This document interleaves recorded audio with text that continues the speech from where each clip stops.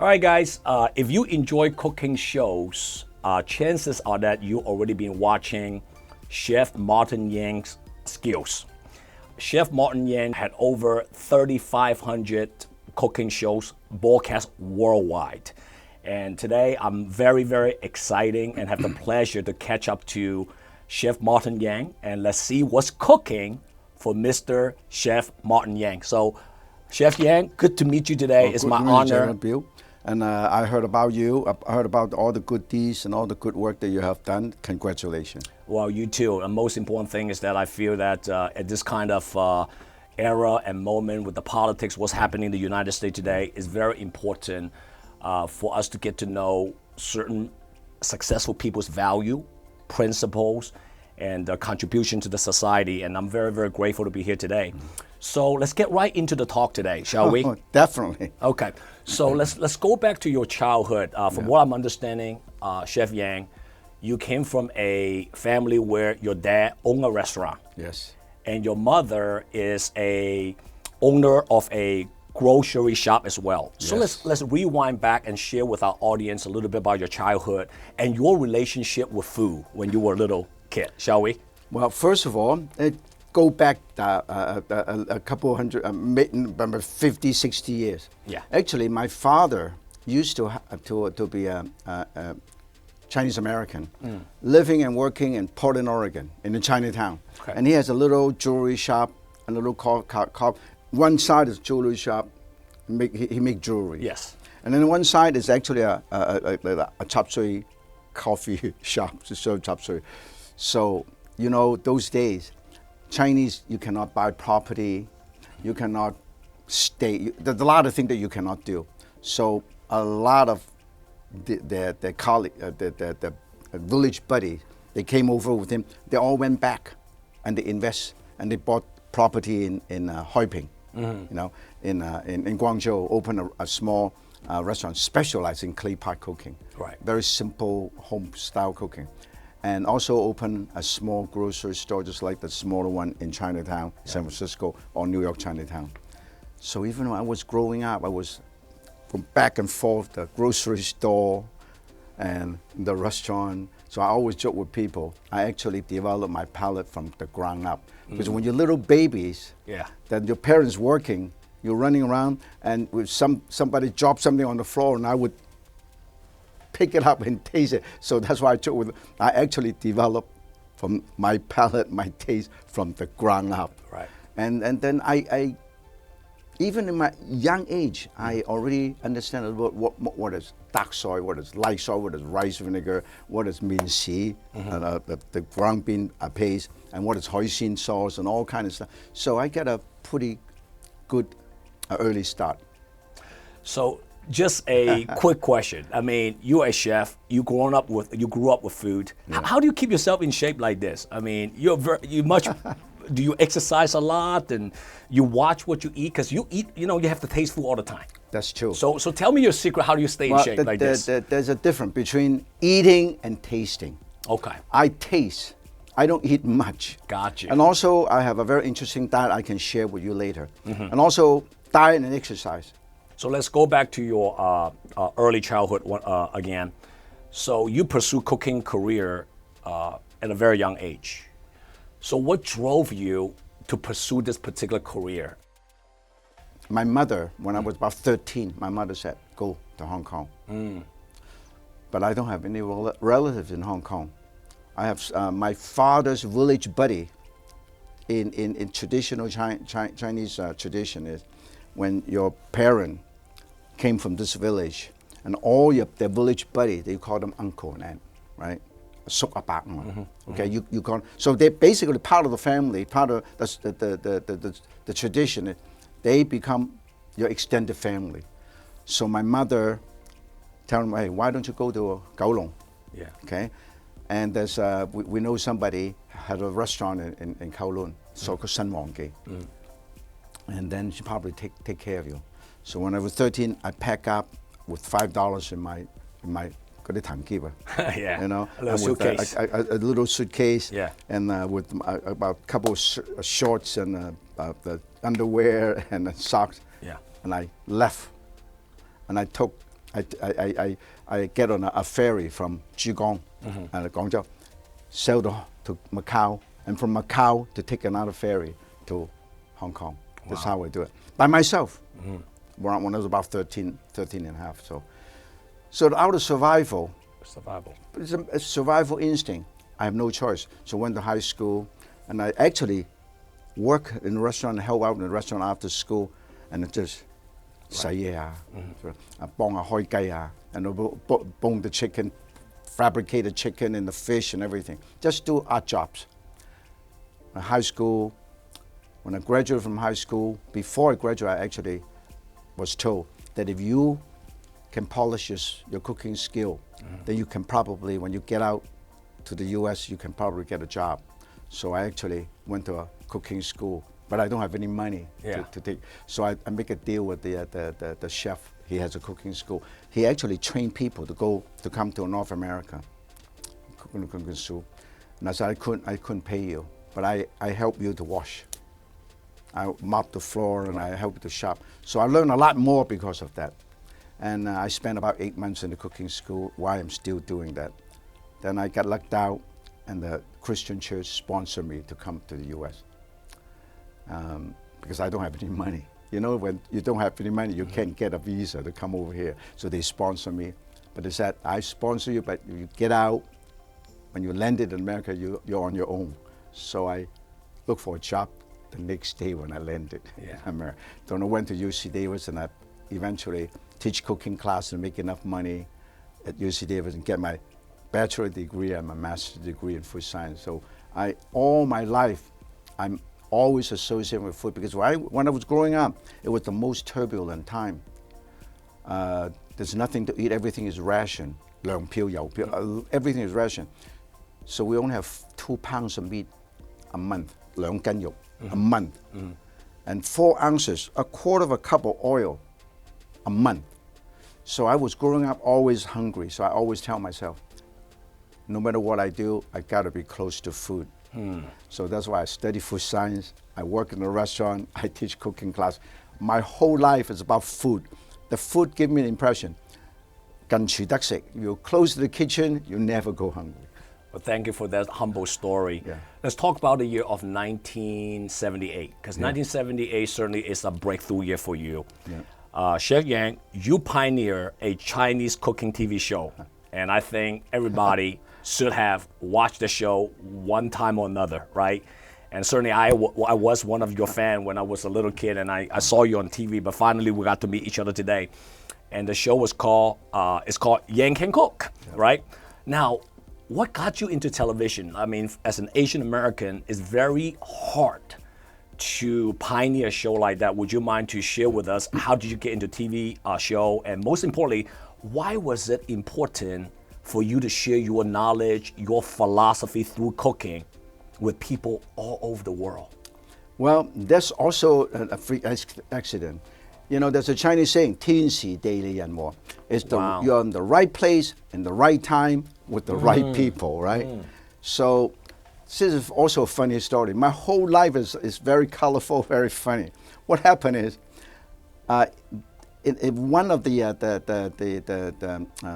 summer, and a friend of mine, high school friend from my high school, said, I want to bring my family from Hong Kong to Canada. He's going to school in Canada. He wanted to open a restaurant. But he's an accountant. He doesn't know how to cook.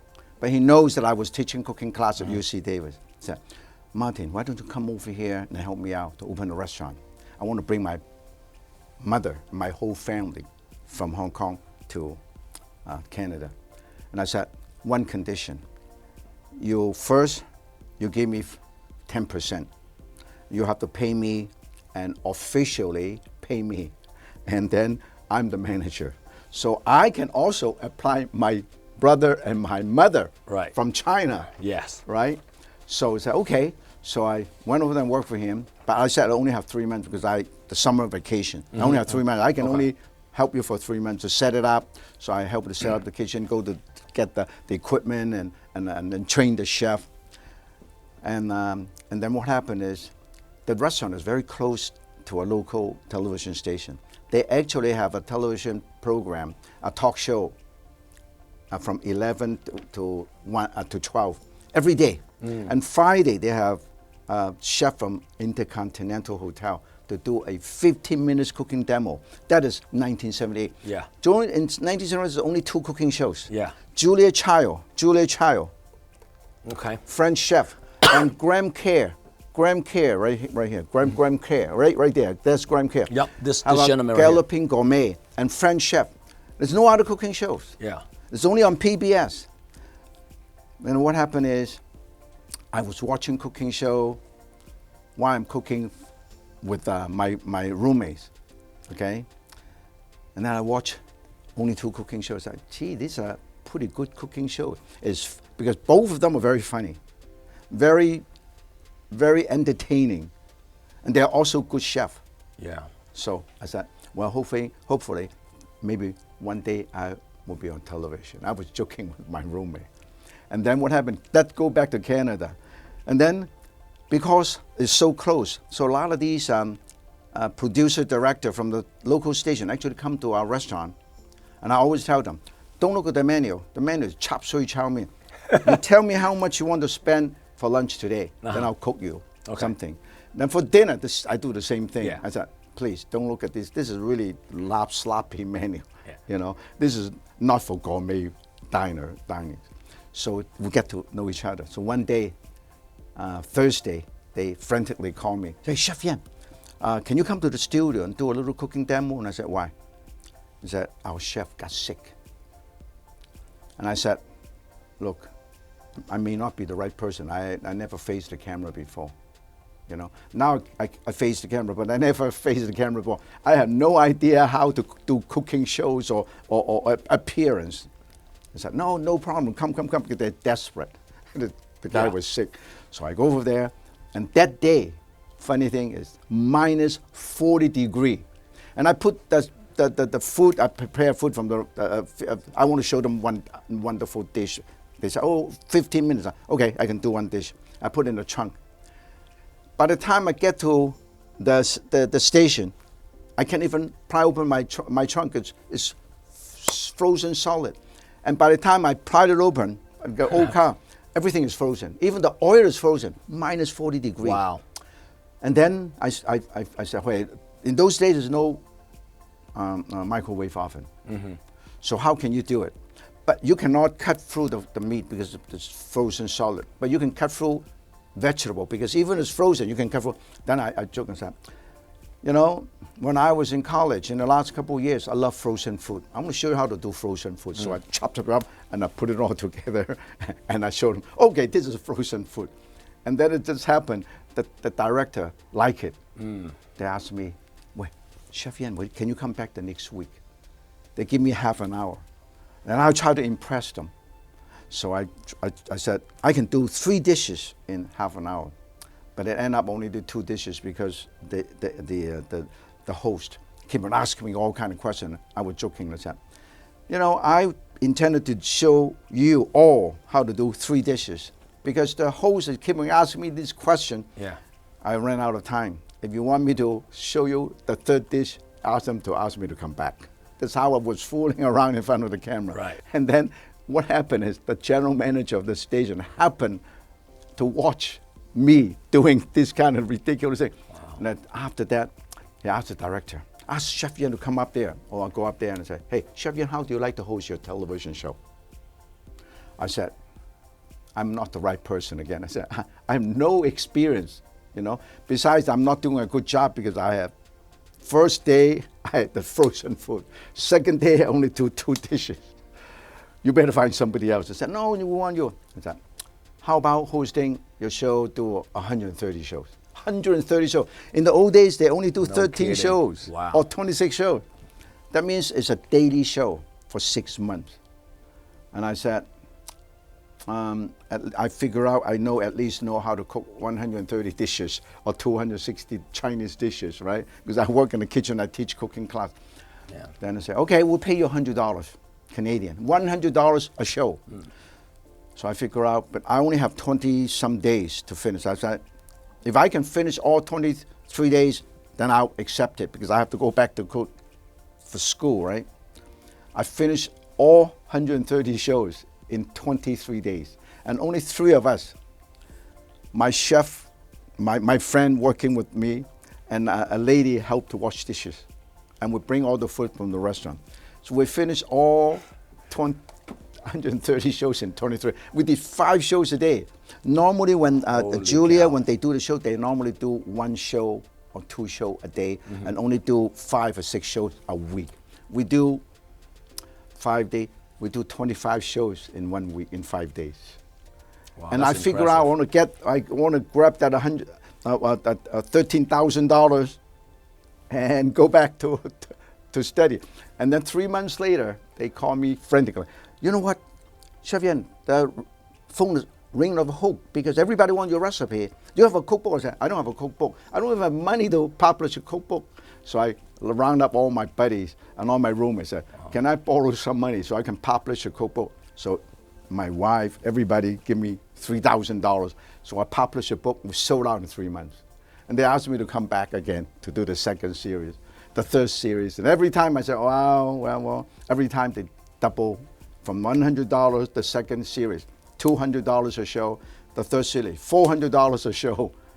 So I was making good money so I can survive and went through, breathe through to my graduate school. So this is my story about television. So it's not that I planned to audition to get on television. I just happened to the right place and the right time. I don't even know what's going on. I just get into television.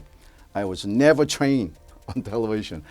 And I have no media experience or training. What a authentic but impressive story. And what I learned from that little story shared with me is, in life, we do need to have a breakthrough. I don't mind to have a little bit of luck here and there. Okay. But what most people, they don't understand, Chef Yang, is that when they look at a final product of a successful individual like you, they tend to think everything comes overnight. They tend to think it's like it's easy. Definitely not. Before you met that general manager of that particular show and gave you the opportunity, you worked very hard to prepare for that moment. You just didn't know that moment is going to come at that date, right?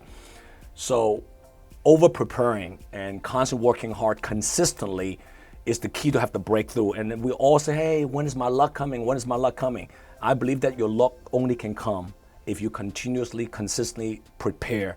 And when that luck comes, you can actually maximize it. A lot of people don't understand. They're waiting for the luck, but they never prepare for it. Yeah, you prepare, you're ready. Just like you're going on a big exam, you got to do your homework. Absolutely. You don't do your homework, how can you pass your exam? The same thing. And fortunately, all my whole life I've been involved in food and absorbed a lot of things, and everything's here. Yeah. And it become a love and passion. They always say, and like Oprah Winfrey said, if you love what you do, you don't have to work a day of your life. I don't feel like I'm working. Yeah. In the last 43 years on television, or before that teaching, I never felt that I'm working. I'm not working. I'm just doing something that I love. This is a hobby for me. I still cook at home every night. So you did over 3,500 shows, broadcast worldwide. Let's talk about staying power a little bit, because look, I mean, let's be honest. I'm sure there are days that you're not feeling well, maybe even physically, you don't want to do a show. How do you stay so consistent? And you did over 3,500 shows. I mean, there are days that I don't like to work, even though I am a highly motivated individual.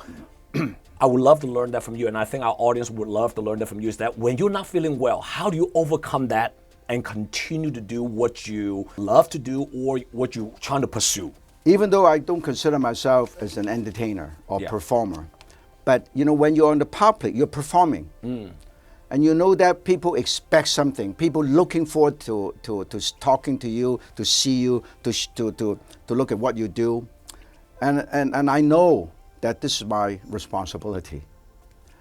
Even though I don't physically or mentally, I don't feel very good or stressed out, but I know people are looking forward to seeing me. So I always joke with people. People always said, when I look at the camera, I'm always smiling. The secret is, I always joke with people, I said, when I look at the camera, when the red light is on, I know in my heart that there are $20 American currency coming out from the lens. And then I get very excited. And when I get excited, I'm smiling, I'm having a good, then I forget all my problem. So cooking actually is very therapeutic and very calming, very therapeutic, just like gardening, just like the mountain climbing. When you are doing what you love, you forget about all the problem in the world. And that's what I want to share with a lot of the culinary students. I travel all over the world, not only in the U.S., I go to Philippines, I go to Malaysia, Vietnam, and Indonesia. I actually go into everywhere I go into culinary student. I give lectures and demonstration and share with them. Yan can cook, so can you. So let's talk about traveling a little bit, because since you mentioned about that, a lot of your programs take your viewers to many different hotspots all over the world. What have been your biggest learnings from your adventures all over the world, from your perspective? Well, there's a Chinese saying, 做到老，學到老. That means you never stop learning.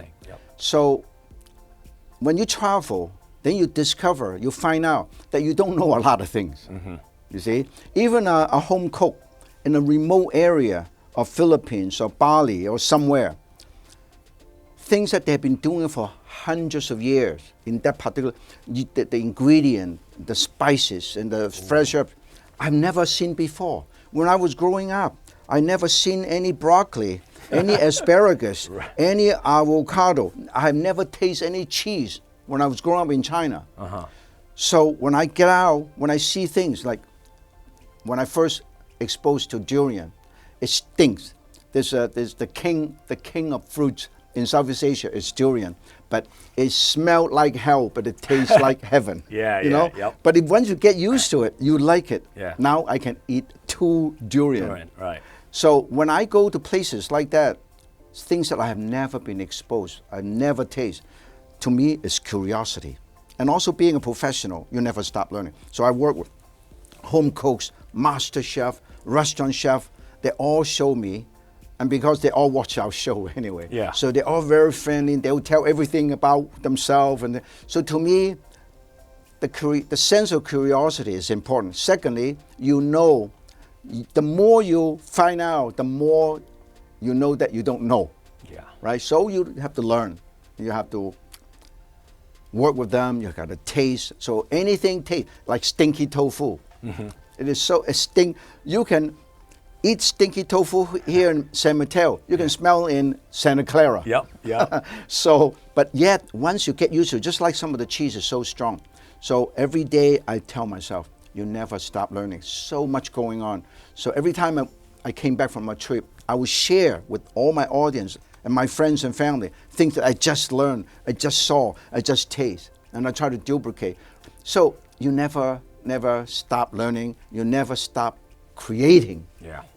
So you are a cooking instructor, and also you founded your own cooking school.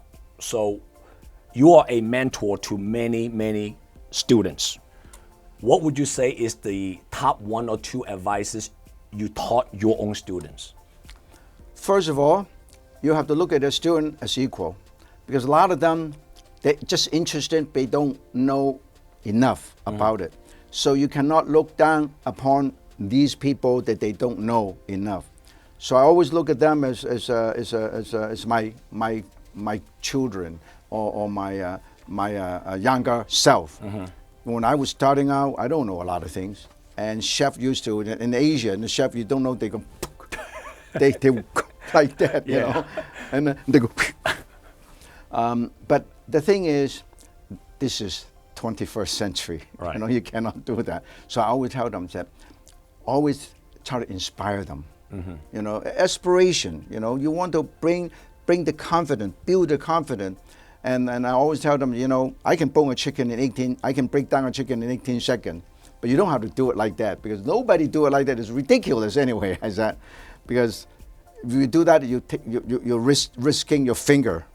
I always joke with people, when I started working in a restaurant, this is about this long. This is even longer than this, and as I go along, and my finger is getting shorter and shorter. So just be careful. And I basically use all these sense of humor, and I have joking around and get them ease into what I'm doing. If I'm an instructor, if I'm a chef, I say, you know, this is wrong. This is no good. They will be so nervous, Yeah. they will never learn anything. Yeah. They'll You want to be make it fun for them. Right, I too. want to make it fun, Right. and I want to inspire them rather than to scare them. Yeah. So let's talk about the reality of things. Being a great chef, what is the percentage? I want to get some percentage, numbers wise.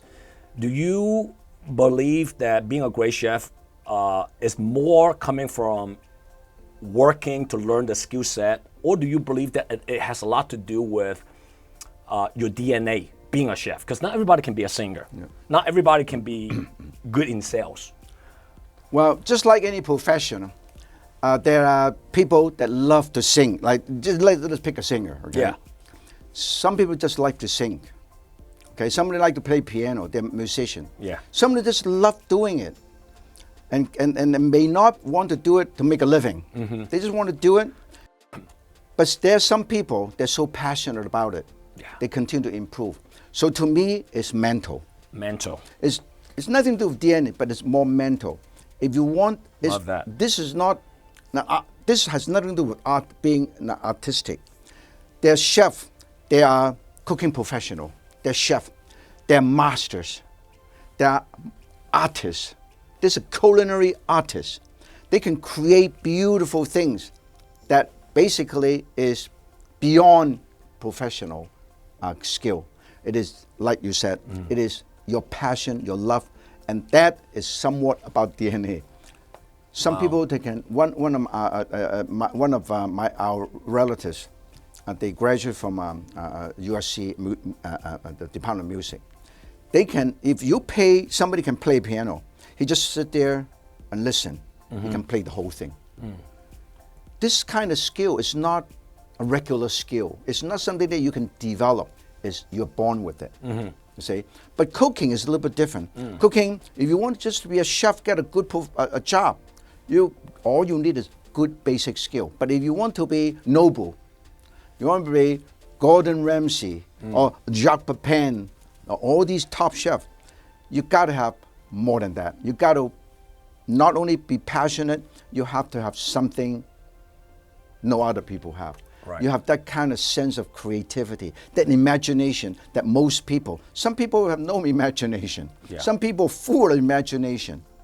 Okay, so I think to be a great chef, to be a great professional in any field, you have to have more than just working hard, passion and love. You have to have the right mental attitude, the mental, and that is part of the DNA. You want to aspire to be on the top. So let's talk about mentorship, because I really believe, Chef Yang, every great person, every great human being, every great successful entrepreneur, chef, sport figure, whoever that might be, behind it, there's always that great mentor. So I'm a big fan of shadowing under somebody who know what they're doing. Yeah. So who would you consider your number one mentor? When I was growing up, I consider my mom and my dad. My mom in particular is a great cook. You know, she's not trained as a professional chef, but she can pick up any ingredient and come up with a wonderful dish. To me, it's amazing. And I mentioned earlier, when I was going to UC Davis, teaching cooking class, every night when I have dinner, every week when I have dinner, I watch Julia Child and Graham Kerr. And I always look at that. Not only they're good at what they're doing in terms of skill, but they're very personal. They want to engage the people. They engage me. They want to engage people. They want to share their love and passion with the people, even though it's on the screen. But I can feel it. Yeah. So that's the reason why I said, one day, I hope I will be on television. So in a true sense, Julia was my true mentor. Professional mentor. And my mother was my personal family mentor. Also, I think my curiosity and my desire to be better, and all the people I met, all the chefs that when I travel, whether it's home chef or master chef, I learn every time. I'm humble. I feel very humble to learn from them. So never have just one mentor. Everyone in front of me, everyone can share with me their passion, their love, and their book. To me, they're all my mentor. Great points, great points. Now, a lot of people looking up to you, for sure. Who would you say, who are you proudest to have mentored so far over the last so many decades? Not one individual, Yeah. but just share with you some of the things that I feel good about myself, okay? Okay. What I have done. When I do a lot of personal appearance. Yeah. I probably do more personal appearance than most chefs, not all chefs, but most chefs. I do probably about 50 to 75 major appearances a year around the world. And a lot of time, I would go to a place and people come to me with a cookbook that I signed 15 years ago, 20 years ago. Wow. And they're all stained because they use it. And they all come to me, you know, Chef Yan, we love you. And our family love you. When my mother or my grandmother was alive, they watched you. And one of the lady actually told me, I think I was in New Jersey doing a demonstration. And it came to me very emotional, that my grandmother just passed away, died of cancer. When she was in the hospital, and the only time that she is not complaining, she's not feeling the pain is when she watched the Yan Can Cook show. So to me, that kind of story is so emotional to me that even one person, I can make one person happy. That to me is very, very meaningful. And then as I travel all over the world, a lot of young people come to me. Young people, they come, oh, I become a chef because of you. Right. To me, Right. these are the most satisfying. To me, that's the accomplishment. And the sense of accomplishment and sense of satisfaction is whatever you do, you have a small dent, a small impact on somebody's life. I think Chef Yang, that's called fulfillment. I think satisfaction is when you achieve your own achievements. Obviously, you have achieved the most prestigious achievements. This is nothing. Yeah. But this nothing excites me as much as somebody come and tell me a personal That's story. That's what I just Right, got right, from right, you. right, It's the right, fulfillment you got. Because Right, very right, people right. can get to the level where they feel fulfilled every single day. It's seeing other people's life being impacted because of whether it's a philosophy, whether it's that one statement or that one speech or that one cooking show you done. That you never know what you say and can actually impact somebody's life. Right, So right, that's right. what I just got out of that. So beautifully delivered. Now, besides being a teacher, you have also authored over 30 cookbooks. I just, just showed me a lot of your cookbooks in your office. Let's talk about your recipes. What sets Chef Yang's recipes apart from the rest?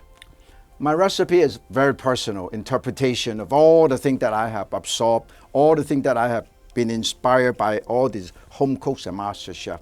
So my recipe, as I mentioned earlier, even adobo, I traveled to Philippines. I filmed Yeah.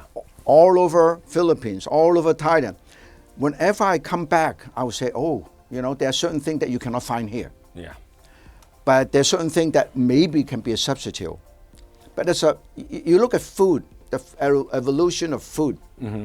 Food is evolved all over the world.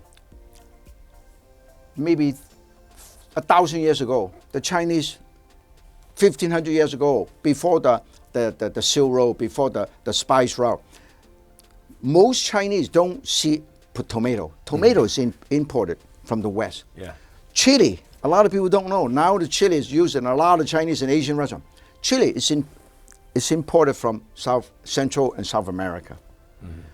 And now you can see them all over. Asparagus, broccoli. So as a chef, you're basically the artist, you're a magician. You turn everything available in where you live and you create something using the same technique, using the same thing, traditional technique, traditional seasoning, but using different ingredients to create something your own. Or you go to Louisiana, some of the Chinese restaurants, they incorporate the redfish, the crawfish, and an alligator, Yeah. right? Yeah. And here you don't see alligator in the West Coast, but over no. there is plenty of alligator, right? Yeah. So you incorporate those in the dish. And to me, as a chef, as a magician, we can create with whatever is available. And the most important thing is the cooking technique, the execution, and the flavor profile is still very much traditional, true to the tradition. So you have an Emmy Award and a few James Beard Awards. In fact, you are the 2022 James Beard Lifetime Achievement recipient. By the way, I saw your speech, watched your speech, very well delivered. How do you feel when you look back at what you have accomplished in your 5 decades career? To me, just like I train my staff in the restaurant, every day when we open the door is a new day. It's just like grand opening. To me, I get up every day as a new day. It's not that I have done it for 40 years, 50 years. Today is a new day. I have a new audience. I have a new mission. And that's how it keeps me going and energized, keep that enthusiasm is every day there's a new day. I meet a new friend, right? I meet a new friend and I create my personal adobo for everybody, whether you like it or not. I always tell people, I hope you like it. If you don't like it, I really don't care. Because if I worry too much, you know, that, like you have been very successful, JW. You have been very successful, but I guarantee you, you cannot please all the people all the time. You can't. You say, there are people, you just cannot please them, Right. okay? But for me, if I can please one person, make one person smile a day, that is a meaningful day for me. That is a good day for me. I cannot make everybody smile. I cannot please everybody, and I don't want to bother. All my goal is I want to meet one person and make them smile, and that is a good day. I think what makes you very unique, the word I want to say is unique, is that number one, you have a very colorful personality. I love that about you because I saw you on TV and the real person, you're the same. Because a lot of people on TV, they want one type of personality. Then when you meet them lively, they're different. But you are not. Because I watch you on the shows and I watch your speech. And then when I meet you today, you're really much aligned to your philosophy, not just words, but also actions. And another thing that really impressed me the most is that you have done a lot of charity work. And I have met a lot of successful people, a lot of wealthy people. It's good that they are successful. But at the same time, I just don't see many people are also contributing back their resources, their money, their wisdom, their knowledge, and share with the next generation of people and teaching them value and principle. And obviously you're doing that in a very big way. So let's talk about your charity a little bit, shall we, to end up today's talk, which I enjoy so much so far. Tell us what's cooking with Chef Yang when it comes to giving back to the community. Well, first of all, if you love to cook, you enjoy food. Food is not just enjoyed by yourself, by your family. Cooking is about sharing. You see, that's the reason why you go to Asian restaurant, particularly Chinese restaurant, all round table. Yeah. You never sit on a long table. You cannot communicate. You cannot share. Yeah. Round table. Round table. You share the conversation. You share the story.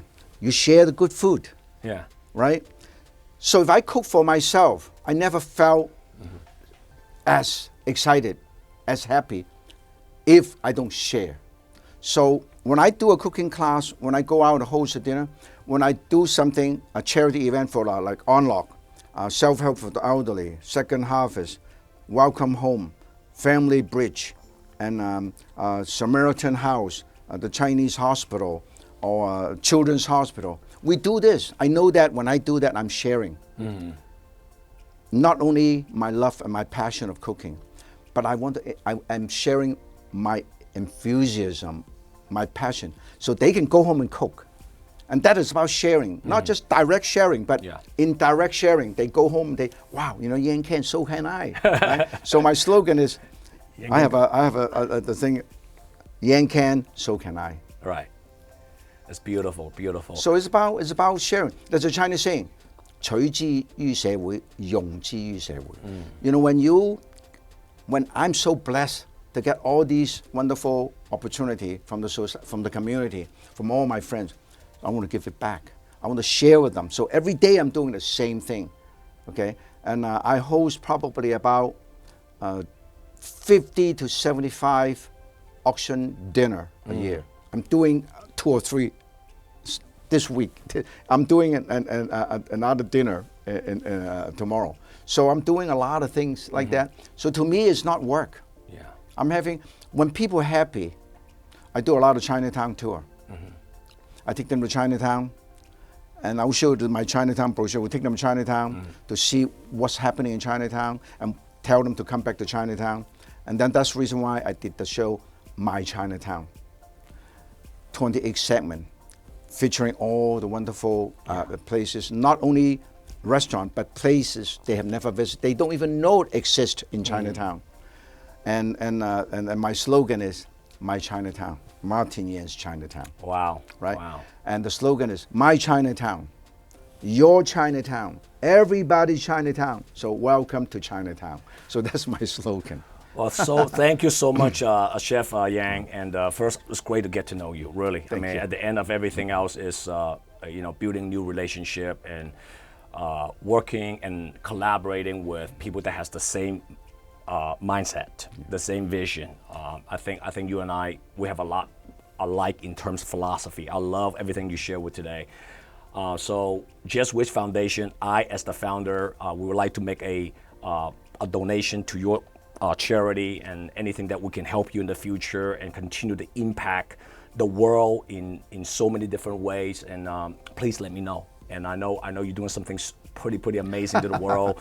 And I wish you continued success. And thank you for your enthusiasm. Thank you for your passion. I certainly learned a lot today. We all learn from each other. Absolutely. Never stop learning. Yep. Thank you Thank so you much. so very much.